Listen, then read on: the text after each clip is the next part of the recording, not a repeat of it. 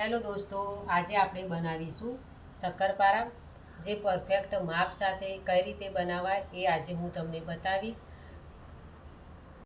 સૌથી પહેલાં રીતે પેન લઈશું. સૌથી પહેલાં આપણે એમાં નાખીશું ઘી.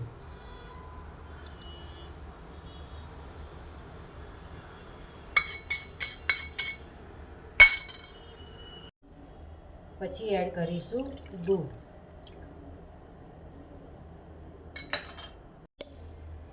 પછી એડ કરીશું ખાંડ.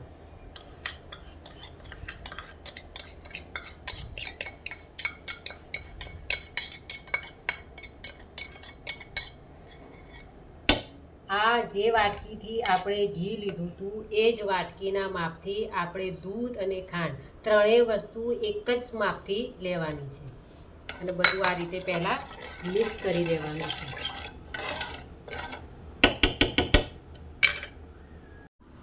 પછી ગેસ ઉપર મૂકીશું. ખાંડ થોડીક જ ગરમ થાય, ઓગળી જાય એટલું જ ગરમ કરવાનું છે, વધારે આને ગરમ નથી કરવાનું. ખાંડ ઓગળી જાય એટલું જ ગરમ કરવાનું છે.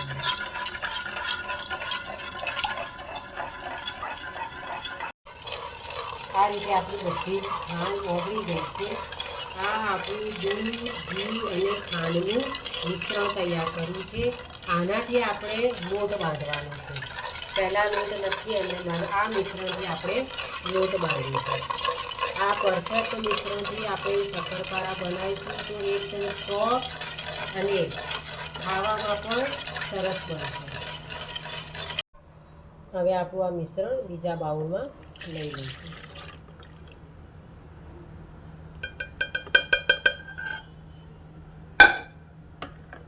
મિશ્રણ એકદમ ઠંડુ થઈ જાય પછી આની અંદર આપણે લોટ નાખીને શક્કરપારાનો લોટ બાંધીશું. આને એકદમ ઠંડુ કરવાનું છે. પહેલાં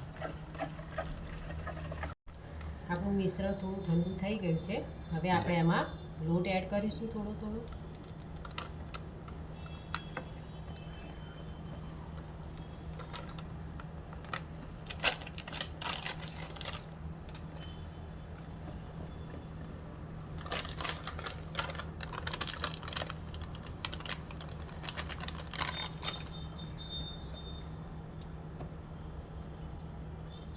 થોડો થોડો લોટ એડ કરતા જઈ અને થોડું મિશ્રણ મિક્સ કરતા જવાનું.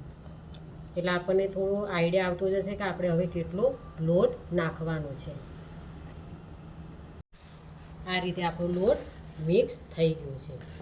બધું મિશ્રણ અને લોટ આવી રીતે આપણો લોટ શક્કરપારાનો બંધાઈ ગયો છે. આ રીતે આટલો સોફ્ટ શક્કરપારાનો લોટ તૈયાર છે. હવે આપણે શક્કરપારા બનાવીશું. કઢાઈ મૂકીને તેલ મૂકીશું ધીમા ગેસ પર. તેલ ગરમ થાય ત્યાં સુધી આપણે શક્કરપારા વણી લઈશું. પહેલાં આ રીતે લોટ લઈશું અને આને જાડું જ વણવાનું છે.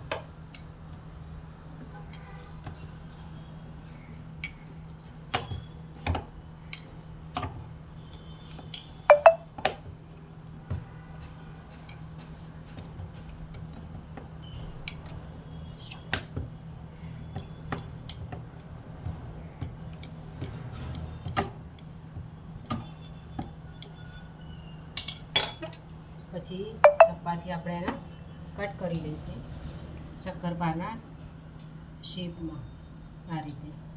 અને આને થોડું જાડું વણવાનું છે, પાતળું વણવાનું નથી. જાડા વણવાથી એકદમ ક્રિસ્પી શક્કરપારા આપણા બનશે. ઉપરથી ક્રિસ્પી અને અંદરથી સોફ્ટ બનશે. પહેલાં આ રીતે કાપા કરી પછી આ રીતે એના ઊભા કટ કરીશું. મેં આ રીતે ચોરસ શેપ આપ્યો છે. તમે તમારી રીતે કોઈ પણ આકારમાં બનાવી શકો છો.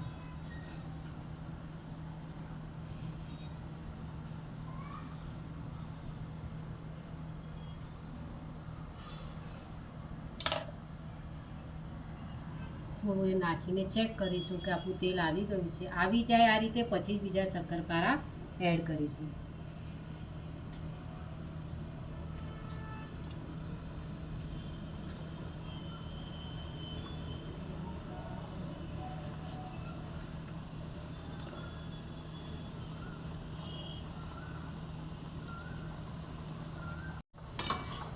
આ રીતે હલકા ગોલ્ડન બ્રાઉન થઈ જાય ત્યાં સુધી એને ધીમા ગેસ પર ધીમા તાપે જ એને શેકવાના છે. ગેસ ફૂલ રાખવાનું નથી.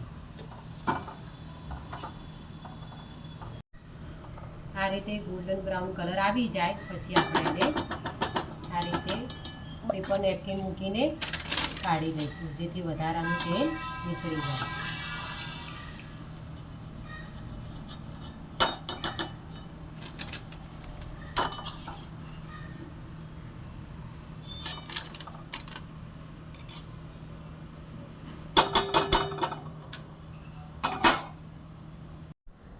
આ રીતે બધા શક્કરપારા મેં તળીને તૈયાર કરી લીધા છે.